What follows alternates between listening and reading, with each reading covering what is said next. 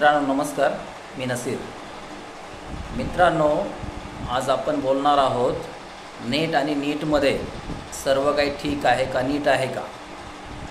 तर मला वाटतं याचं उत्तर जर आपण पाहिलं तर नेट आणि नीटमध्ये काहीच नीट नसल्याचं आपण बोलू शकतो। आणि केवळ हा प्रश्न नेट आणि नीटचाच नसून जवळपास सर्वच परीक्षा ज्या आहेत, ज्या राज्य आणि देशभरात घेतल्या जातात, त्या सर्वांमध्ये असलेली ही एक मोठी समस्या आहे। मागील काही वर्षामध्ये आपण जर पाहिलं, विशेषतः महाराष्ट्रामध्ये सारखे पेपर फुटीचे प्रकरण आपण पाहतोय। त्या म्हाडाच्या परीक्षा असतील, आरोग्य विभागाच्या परीक्षा असतील, त्याच्यानंतर तलाठी भरतीच्या परीक्षा असतील किंवा कुठल्याही परीक्षा जर घेतल्या तर त्याचा पेपर फुटतो म्हणजे फुटतोच, असे एक प्रकारची हमीच आता आपल्याला भेटत असते असं वाटायला लागलं आहे।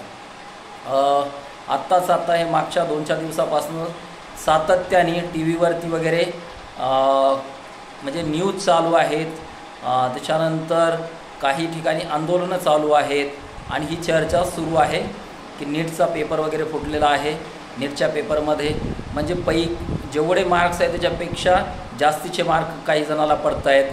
काही विद्यार्थी जे आहेत फेल असलेले, 12वीला फेल असलेल्या विद्यार्थ्यांना 700पेक्षा जास्त मार्क्स वगैरे नीटमध्ये मिळालेले आपण पाहतोय। कालच नेटचा पेपर जो होता तो फुटला आणि तो रद्द करण्यात आलेला आहे असं आपल्याला कळालेलं आहे। तर हे 1-2 पेपरला नाही तर सातत्याने वेगवेगळे पेपर्स फुटत असताना आपण पाहतोय। आणि महाराष्ट्रात आपण मागे पाहिलं की वरिष्ठ लेवलचे जे काही अधिकारी आहेत ते सुद्धा यात गुंतलेले आपल्याला दिसून आलेले आहेत। तर हे एक मोठं षडयंत्र आहे असं म्हणू शकतो आपण। आधीच केंद्र आणि राज्य सरकार, विशेषतः केंद्रातल्या मोदी सरकारने जेव्हापासून हे भाजपचं सरकार आलेलं, मोदी जेव्हापासून पंतप्रधान झालेले आहेत तेव्हापासून एवढी जास्त बेरोजगारी वाढून ठेवलेली आहे। जवळपास 83% युवक बेरोजगार आहेत आणि त्यानंतरसुद्धा भरती न काढता म्हणजे सरकारी किती जवळपास केंद्रातले 25 ते 30 लाख रिक्त पदं आहेत, सरकारी रिक्त पदे आहेत। त्याच्यानंतर राज्यामधले जवळपास 3-4 लाख रिक्त पदे आहेत, ती भरल्या जात नाहीत। वेगवेगळ्या राज्यांचा सगळ्यांचा विचार केला तर त्या राज्यामधल्या विद्यार्थ्यांचा, युवकांचा रोजगाराचा प्रश्न आहे। आणि असं असतानासुद्धा ती भरती तर काढल्या जात नाही, पण इकडून तिकडून काही फॉर्म्स वगैरे काढले तर त्यामध्ये सुद्धा परीक्षा दिल्यानंतर ते फॉर्म्स भरल्यानंतर, परीक्षा दिल्यानंतर पेपर फुटतात। वर्षानुवर्ष अभ्यास करणारी जी तरुण मुलं आहेत, म्हणजे मुलं मुली दोन्हीही जे काही याच्यामध्ये तयारी करत आहेत त्यांची निराशा होते।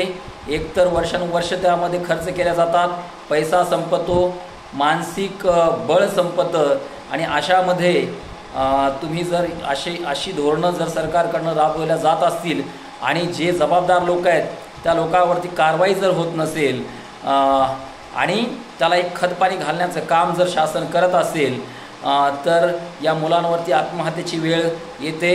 कित्येक आत्महत्या, मागे शेतकऱ्यांच्या आत्महत्या होत्या, मागच्याच वर्षी मला वाटतं शेतकऱ्यांपेक्षा जास्तीच्या आत्महत्या तरुण पिढी इथे करताना आपल्याला महाराष्ट्रामध्ये विशेषतः आपण पाहिलेलं आहे। म्हणून आपण ह्या सरकारच्या धोरणांच्या विरोधात उभं राहिलं पाहिजे। आपण मोठमोठी आंदोलनं केली पाहिजे। आम्ही आमच्या संघटनांच्या माध्यमाने बरेच वेळेस प्रयत्न केलेले आहेत।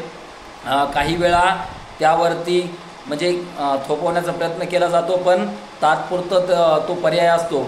पण आपण जर मोठ्या संख्येने रस्त्यावरती उतरलो आणि या शासकीय धोरणांना जर त्यांच्यावरती दबाव टाकला तर अशी प्रकरणं होणार नाहीत।